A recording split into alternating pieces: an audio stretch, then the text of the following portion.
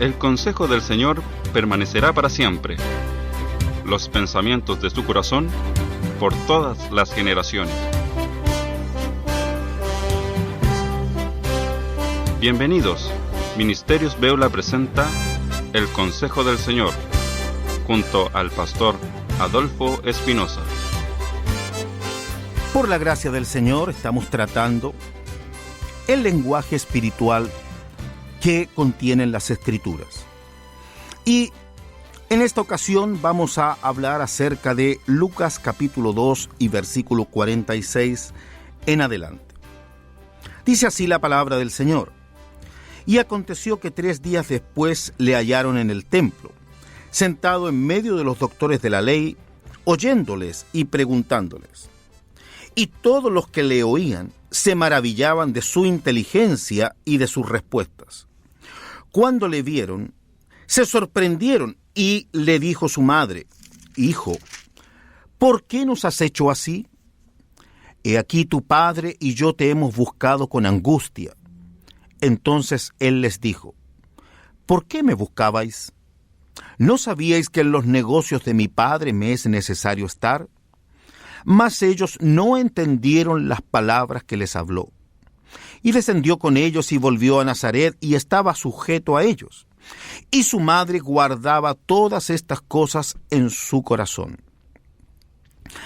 He aquí un ejemplo de lo que hemos querido tratar acerca de lenguaje espiritual. Este es el momento en que el Señor Jesús, a los 12 años, supuestamente se había perdido de sus padres y le hallaron en el templo, como lo hemos leído. Y su madre le dice que te hemos buscado con angustia. ¿Por qué nos has hecho así? Ella queriendo entender qué ha pasado, por qué causa él se ha quedado allí con los doctores de la ley, por qué causa estaba en el templo y ellos andaban buscándole con mucha angustia. Y él les dijo: ¿por qué me buscabais? ¿No sabíais que en los negocios de mi padre me es necesario estar? Y pongámonos en el contexto de padre, madre y un hijo a los 12 años. El hijo les habla a los padres y los padres no entienden lo que dice el hijo. Más bien debiera ser al revés. Lo lógico es al revés, que los hijos no entiendan de pronto lo que dicen los padres. Pero aquí es al revés. Aquí es el hijo el que habla y los padres no entienden. La palabra nos dice: mas ellos no entendieron las palabras que les habló. Y él descendió con ellos y volvió a Nazaret y estaba sujeto a ellos. Pero aquí está lo interesante acerca de María. Dice: y su madre guardaba todas estas cosas en su corazón. No importa que uno no entienda la palabra del Señor. No importa que uno no entienda lo que el Señor dice. Lo importante es guardarlo en el corazón. El hecho que yo no entienda no significa que aquello no sea verdad. El hecho que yo no entienda no significa que aquello tenga tal valor porque es palabra de Dios. Luego, qué importante, qué hermoso es que aunque no entienda, lo pueda guardar en mi corazón. Las palabras del Señor son tesoro. Las palabras del Señor son sabiduría. Por tanto, es muy importante guardar en nuestro corazón todo lo que el Señor dice, porque nada de lo que Él dice es en vano. Nada de lo que sale de la boca de Dios es algo dicho al azar o es algo dicho de más, sino que todo tiene un gran valor. Y entonces qué importante es que podamos guardar en nuestro corazón todo lo que salga de su boca. Todo lo que Él diga es importante guardarlo. Quisiera poder compartir un ejemplo con todos los amados oyentes. Aquí en el Evangelio de Juan, en el capítulo 11, referido a la resurrección de Lázaro. Veamos aquí cómo las hermanas de Lázaro, Marta y María, 2 discípulas del Señor, 2 vidas que creían en Él. Sin embargo, veamos el ejemplo en la vida de Marta, cómo el razonamiento humano nos lleva a poner en duda sus palabras, nos lleva a incluso a llegar a contender con lo que Él está hablando, y justamente por causa de no entender. El no entender no significa no creer. Aquí lo importante es creer.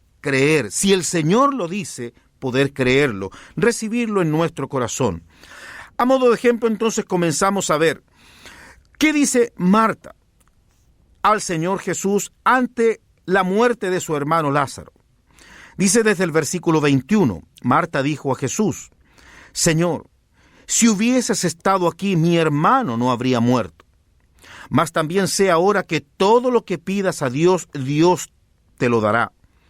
Jesús le dijo: tu hermano resucitará.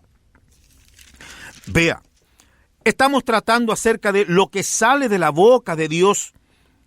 Solamente hay que creerlo. Solamente basta con creer, no pretender entender. Marta le dijo: yo sé que resucitará en la resurrección, en el día postrero.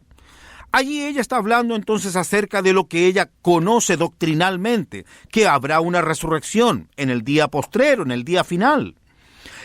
Le dijo Jesús: yo soy la resurrección y la vida. El que cree en mí, aunque esté muerto, vivirá. Y todo aquel que vive y cree en mí, no morirá eternamente. ¿Crees esto?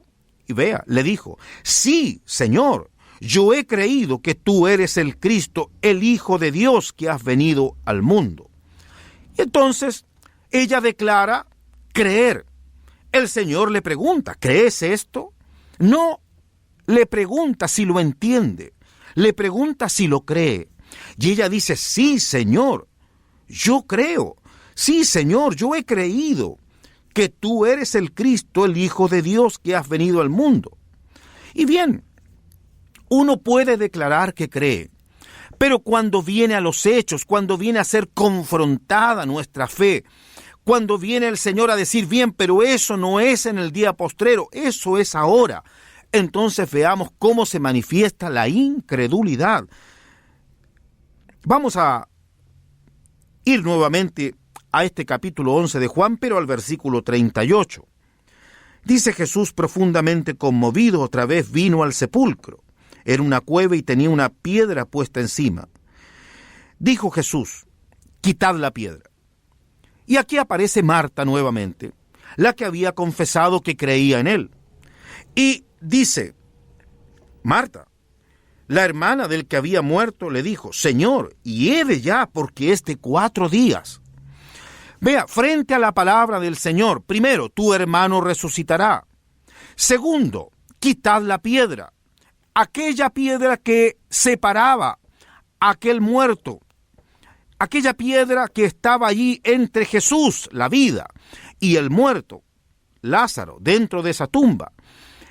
El Señor dice: quitad la piedra. Le había dicho a Marta: tu hermano resucitará. Pero todo nuestro razonamiento, toda nuestra forma de pensar se manifiesta aquí cuando ella le dice: Señor, pero es de 4 días, hiede ya. En 4 días el cuerpo ha comenzado su proceso de descomposición. ¿Qué vas a hacer? ¿Cómo se te ocurre quitar la piedra? Y vea como aquella que había confesado que creía en el Señor, por causa de su razonamiento, por causa de no entender lo que el Señor está haciendo, entonces ella se opone, ella resiste a lo que el Señor manda: quitad la piedra. ¿Qué le dice el Señor? Le dijo Jesús: ¿no te he dicho que si crees, verás la gloria de Dios? Este es el asunto, no es entender.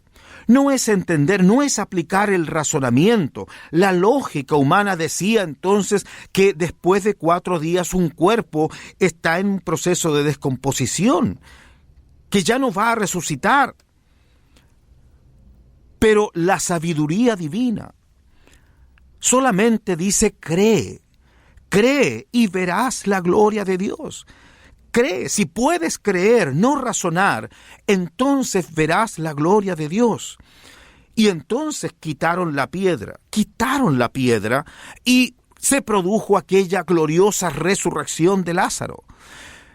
Pero requería una fe que no pusiera en duda la palabra de Dios, sino solamente creer, aunque la razón me diga: pero esto es imposible. Esto que está diciendo el Señor es una locura.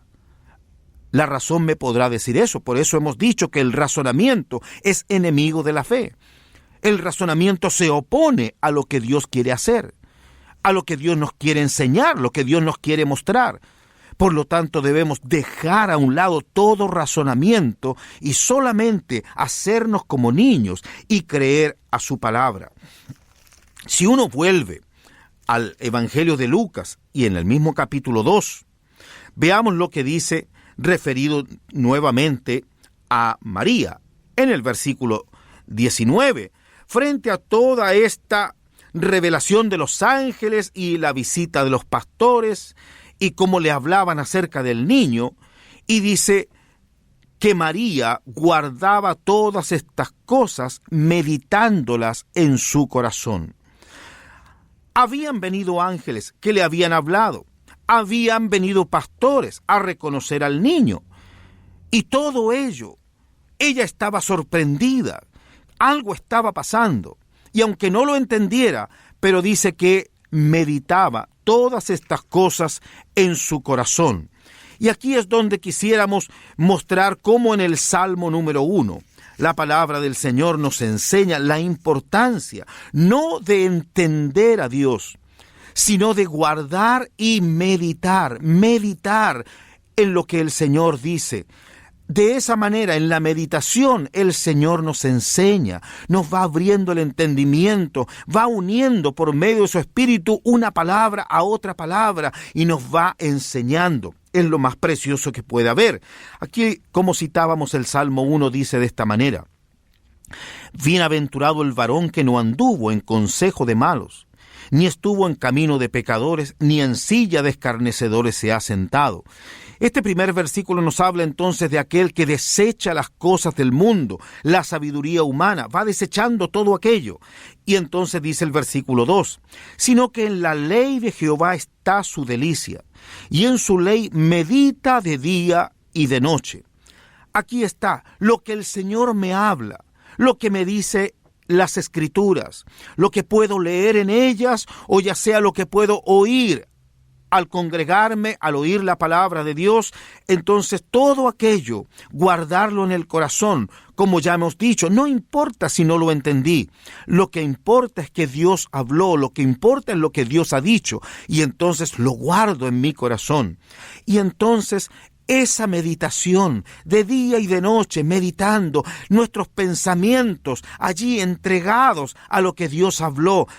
Y entonces el Señor poco a poco va enseñando, va mostrando el por qué Él ha dicho tal o cual cosa, pero la hemos creído en el corazón primeramente. Y luego entonces vendrá enseñanza de Dios, sabiduría de Dios a llenar nuestra mente, a llenar nuestro corazón. Y el versículo 3 entonces nos dice: el fruto será como árbol plantado junto a corrientes de agua, que da su fruto a su tiempo y su hoja no cae, y todo lo que hace prosperará. Qué glorioso, qué hermoso, cuando una vida va llenando su corazón de la palabra de Dios y medita en ella, medita. ¿Por qué el Señor habrá dicho esto? ¿Qué significado tendrán sus palabras?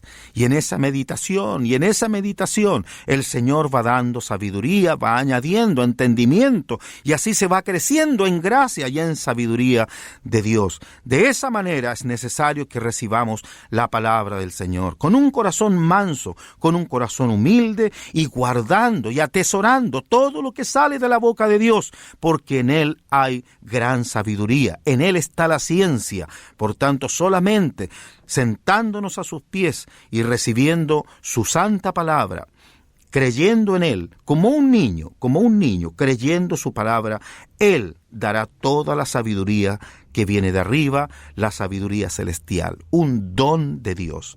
Gloria a su nombre. Amén.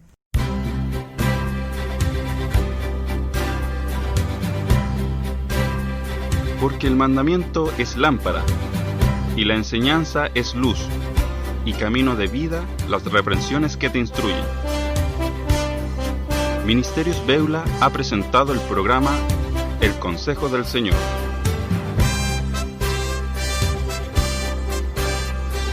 Para comunicarse y manifestar sus dudas e inquietudes, puede escribir un correo electrónico a la siguiente dirección: pastoradolfo@ministeriosbeula.cl pastoradolfo@ministeriosbeula.cl. Bendiciones y hasta nuestro próximo programa.